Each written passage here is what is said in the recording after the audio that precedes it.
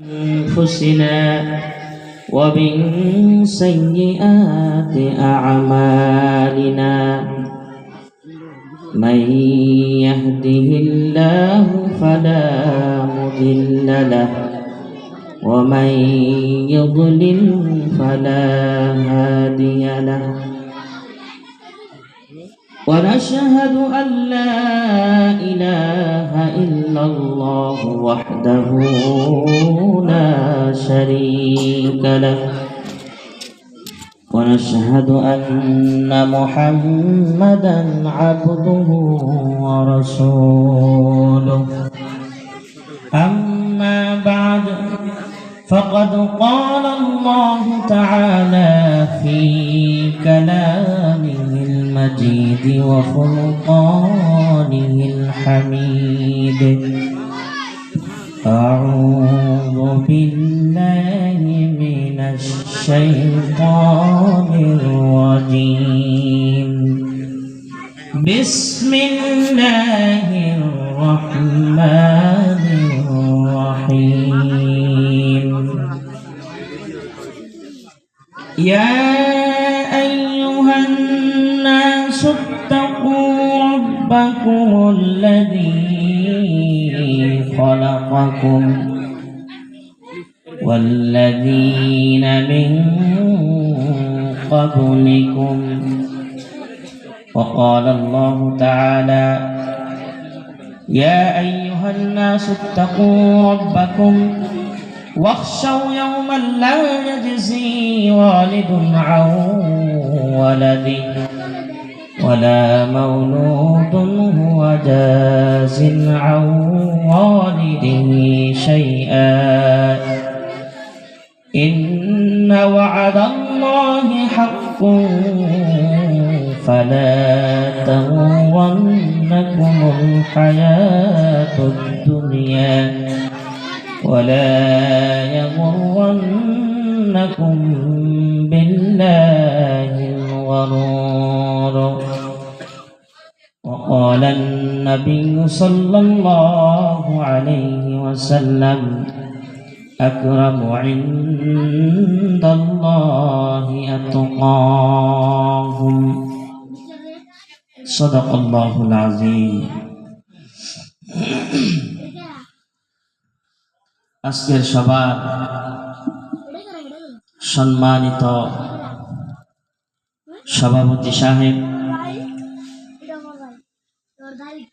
মঞ্চে বসে থাকা ওলামায়ে কিরামগণ, এই অঞ্চলের সম্মানীয় মুরব্বিয়ান সমাজ, যুবক ভাই ও বন্ধুরা এবং পর্দার আড়ালের মা ও বোনেরা, সর্বপ্রথম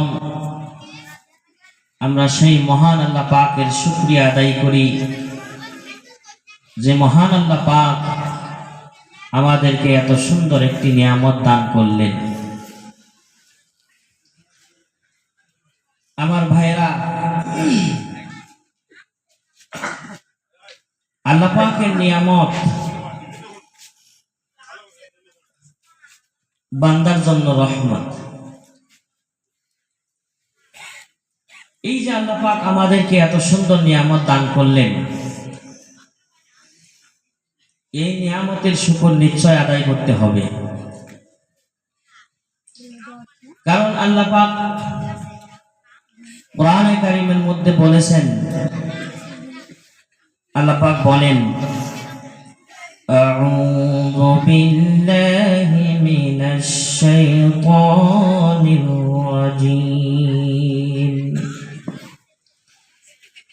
লাইন শাকারতুম লাযীদান্নাকুম ওয়া লাইন কাফারতুম ইন্না আযাবি লাশাদীদ। আল্লাহ রাব্বুল আলামিন বলেন, আমি যে সমস্ত বান্দাদেরকে নিয়ামত দান করেছি, আমার বান্দারা যদি আমার নিয়ামত পেয়ে নিয়ামতের শুকর যদি আদায় করে তাহলে আমি আল্লাহ তাআলা ওই বান্দার নিয়ামতকে আরো বৃদ্ধি করে দিব। বলি সুবহানাল্লাহ। আল্লাহ পাক বলেন, বান্দা যদি আমার নিয়ামতকে অস্বীকার করে, আমার নিয়ামতের শুকর যদি আদায় না করে, তাহলে বান্দারে শুনে রেখো, ইন্না আযাবি লাশাদীদ, নিশ্চয় নিশ্চয় আমার আযাব বড় কঠিন।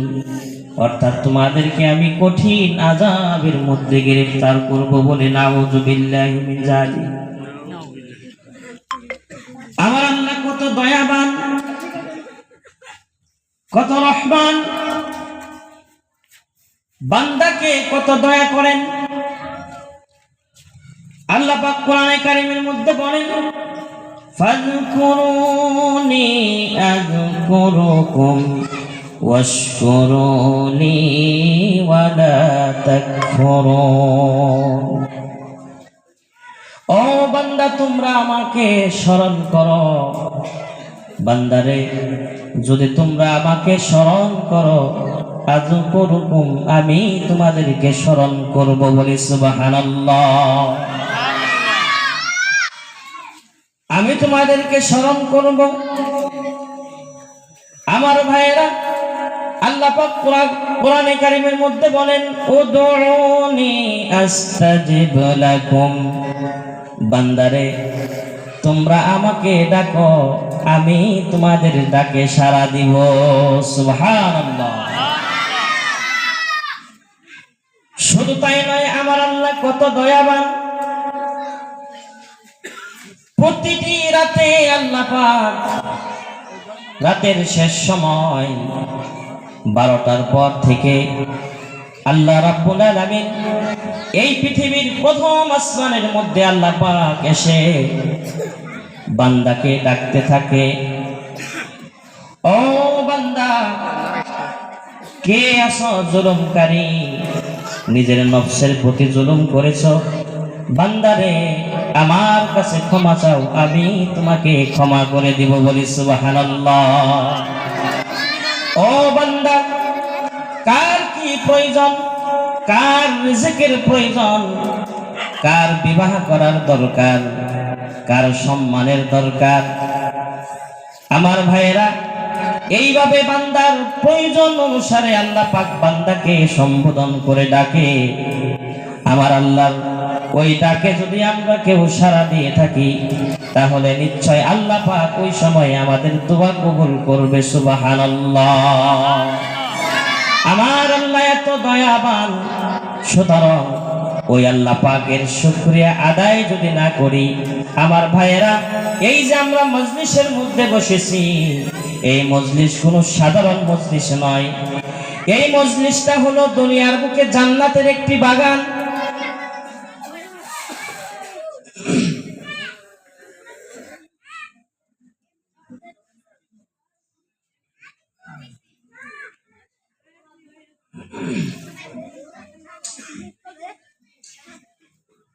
যাই হোক ভাইরা, খারাপ মনে করবেন না। আসলে আমার আজকে শারীরিক অবস্থা একটু খুবই খারাপই। এখানে আসার পরেও আমার শরীরে জ্বর উঠছাল। এরপর আমি জ্বরের ওষুধ খাওয়ার পরে হয়তো জ্বরটা ইনশাআল্লাহ আল্লাহ সারিয়ে দিছে। আল্লাহ পাকের কাছে তৌফিক চাই যে আল্লাহ পাক কিছু সময় যাতে কোরআন ও হাদিসের থেকে কিছু সময় কথা বলার তৌফিক দেন। আপনারাও দোয়া করবেন ইনশাআল্লাহ। তো যাই হোক, আমি বলতেছিলাম যে আল্লাহ পাক কত দয়াবান।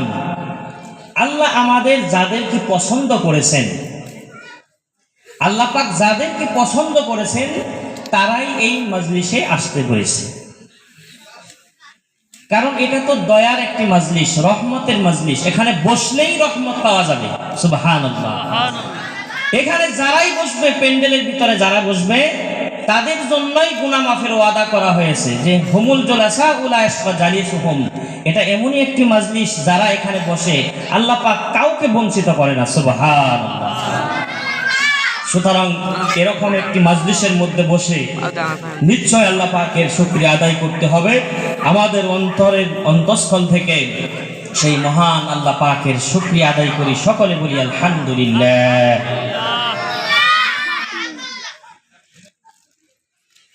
আমার ভাইরা, আল্লাহ পাক কোরআনে কারীমের মধ্যে বলেন, মুমিন বান্দাদেরকে হুকুম করেছেন, ইয়া আইয়ুহাল্লাযীনা আমানু সাল্লু আলাইহি ওয়া সাল্লিমু তাসলিমা। আল্লাহ পাক মুমিন বান্দাদেরকে বলতেছেন, ও মুমিন বান্দা সকল, ও বিশ্বাসী বান্দা সকল, যারা তোমরা আমার প্রতি ঈমান এনেছো, বান্দারে তোমাদেরকে হুকুম করা হলো যে তোমরা আমার নবীর প্রতি দুরূদ ও সালাম পেশ করো। যেই নবীর প্রতি দুরূদ পড়লে আল্লাহর নবী বলেন, মান সাল্লা আলাইয়া ওয়াহিদাতান সাল্লাল্লাহু আলাইহি আশরা।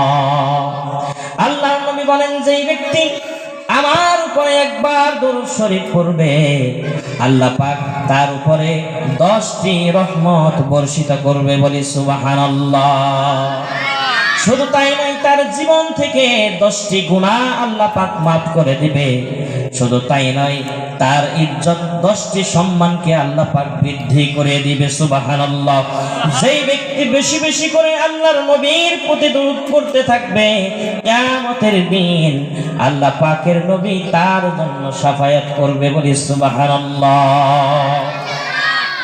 এই জন্য আমার সেই নবীর প্রতি আমরা সকলেই অন্তর থেকে মোহাব্বত দিয়ে একবার দরুদ শরীফ পড়ি, সকলে বলি সাল্লাল্লাহু আলাইহি ওয়াসাল্লাম।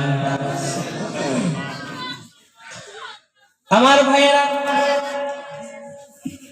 কোরআনে কারীম থেকে একটি আয়াত আমি তিলাওয়াত করেছি। এই আয়াতের মধ্যে আল্লাহ পাক বান্দাকে কি বলতে চান, সেই বিষয় নিয়ে আপনাদের সামনে ইনশাআল্লাহ আলোচনা করব। এর আগে আমি আপনাদেরকে বলি, মানুষের মধ্যে এমন একটি গুণ আছে